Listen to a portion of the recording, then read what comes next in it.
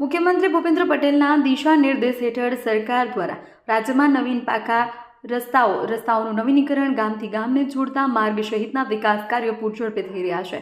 સરકારશ્રીના વિકાસ પથ અંતર્ગત નવા માર્ગોના નિર્માણ અને નવીનીકરણની પરિવહન ક્ષેત્ર નાગરિકો માટે વધુ સુગમ બન્યું છે. આજરોજ રાજ્યના વન અને પર્યાવરણ, વાહન વ્યવહાર અને ક્લાઇમેટ ચેન્જ રાજ્યમંત્રી પ્રવીણભાઈ માળીએ ડીસા ખાતે માર્ગ અને મકાન વિભાગ હસ્તકના મીઠાથરા ડીસા માર્ગનું ખાતમુહૂર્ત કર્યું હતું. રાજ્ય સરકારે માર્ગને વિકાસપથ તરીકે વિકસાવવા માટે મહત્વપૂર્ણ નિર્ણય લીધો છે. રાજ્ય સરકાર 6.50 કરોડના ખર્ચે મીઠા થરાદ ડીસા માર્ગને વિકાસપથ તરીકે વિકસિત કરશે.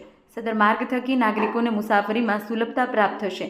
આ પ્રસંગે પ્રવીણભાઈ માળીએ જણાવ્યું કે રાજ્ય સરકાર દ્વારા બનાસકાંઠા જિલ્લાના માર્ગ સુવિધાઓને વધુ સજ્જ, સુવ્યવસ્થિત, સલામત બનાવવા માટે સતત પ્રયત્નો કરવામાં આવી રહ્યા છે. વિકાસપથ માર્ગ પૂર્ણ થતાં ડીસા સહિત આસપાસના ગામના નાગરિકોને ટ્રાફિક સમસ્યામાંથી મુક્તિ મળશે અને આર્થિક સામાજિક વિકાસને પણ વેગ મળી રહેશે.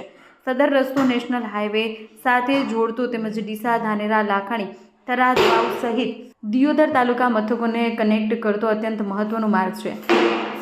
ચેનેજ 87 790 થી 88 290 સુધી આવેલ ડીસા આખોલ 4 રસ્તા વિસ્તારમાં SH નંબર 54 અને NH એકબીજાને જોડતા હોવાથી અહીં ભારે અતિભારે વાહનોનું સતત ટ્રાફિક રહેતું હોય છે.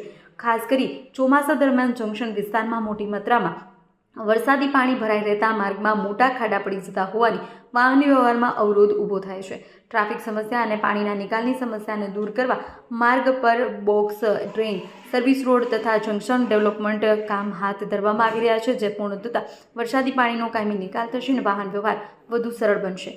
આ કાર્યક્રમ દરમિયાન માર્ગ અને મકાન વિભાગના અધિકારીઓ, મહાનુભાવો, બહોળી સંખ્યામાં નાગરિકો ઉપસ્થિત રહ્યા હતા.